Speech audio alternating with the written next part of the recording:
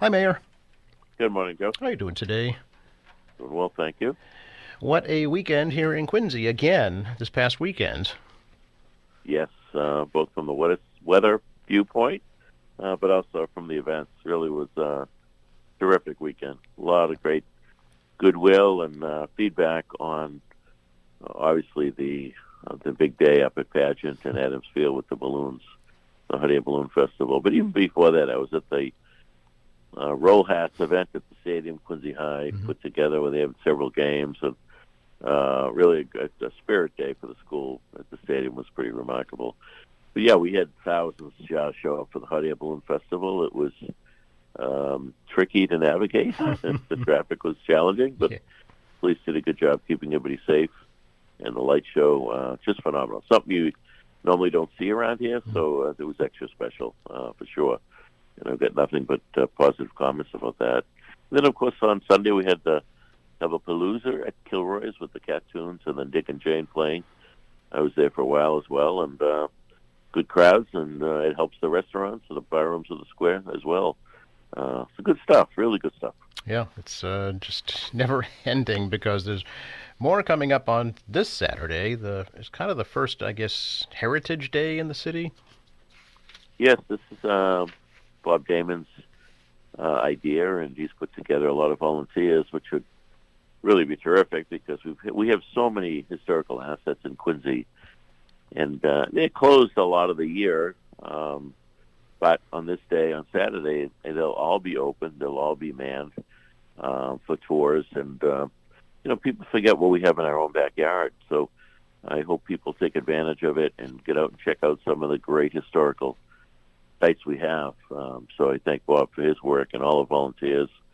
Working with obviously Ed Fitzgerald and Alexander Elliott, the Historical Society, and Hmm. Marion Peak at the team at the Park Service, and Al Beener at the rail.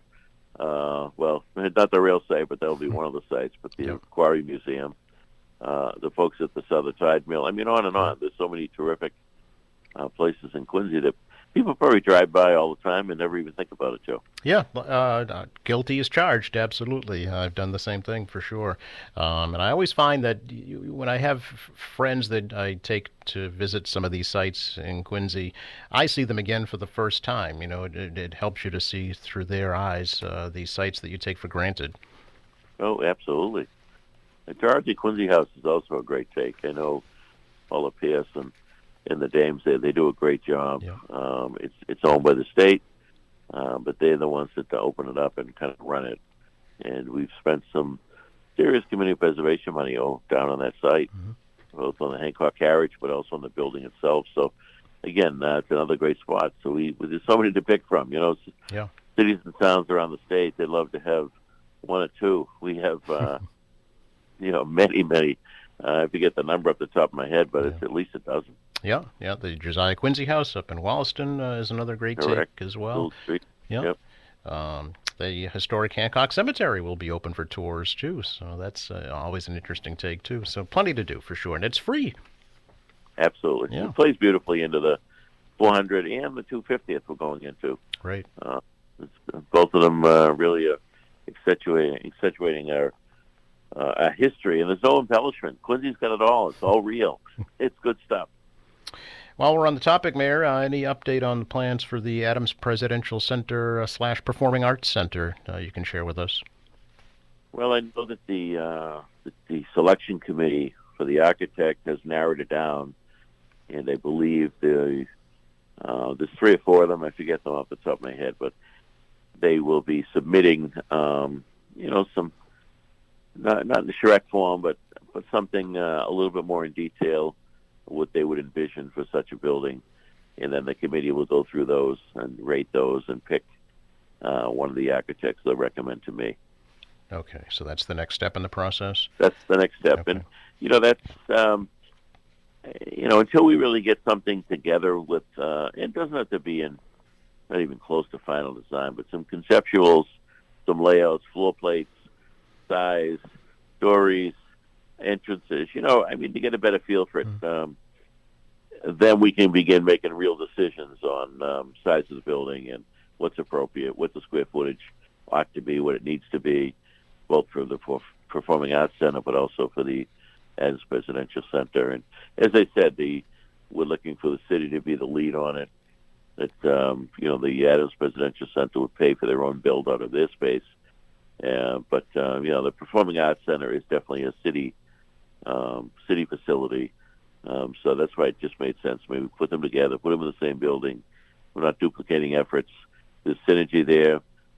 Certainly APC would be probably wanting to use the Performing Arts Center for various functions, lectures, and other programming. So I think it'll work well. But we're making progress. But the board meets, the APC board, which I'm not a member of, but they meet on a regular basis. They are under Kurt Graham, the leadership with the folks working on that side. Joe Dunford is chairing the board, leading the board, and there's a lot of things happening there without a building. A lot of programming, a lot of educational programming that's happening. So it's moving forward.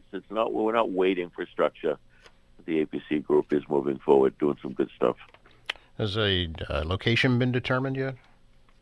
Well, we're looking at a couple of locations, one of which is the Monroe Building next to City Hall, as a potential. But again, until the architects can give us something more to go on as far as floor plates and size and to see where it would best fit. Okay. Mayor, has any news to report on appointing a fraud, I guess it's a fraud prevention liaison? Is that the actual title of the new position? Sounds good. Okay. Yes, I've actually asked Quincy resident Cheryl Bambury, who is the director of the Are You OK program at the Sheriff's Department of the county. She's worked with seniors her whole career, and she's agreed to accept the position. So the starting date hasn't been determined, but I think she'd be an excellent match for what we're looking to do, connecting with the seniors on all these challenges of scams that are out there, as we've talked about before, Joe. It's maddening when I see people taking advantage of our seniors, what little they may have left, and so I think it's an important position, someone that can work, with seniors, get out ahead of it, the information needed. Don't fall for this, don't fall for that. If somebody, tries to do something, call somebody, call the police even. So I think she's a perfect fit for it. So looking forward to that. Oh, will she be leaving the sheriff's office for the position? Yes, she will. Oh, okay. Yep. And what will her her responsibilities or duties be on a daily basis? Well, again, coming up with programming, being proactive, getting into all the senior buildings, perhaps issuing a monthly or bi-monthly or some information out there what seniors should watch for.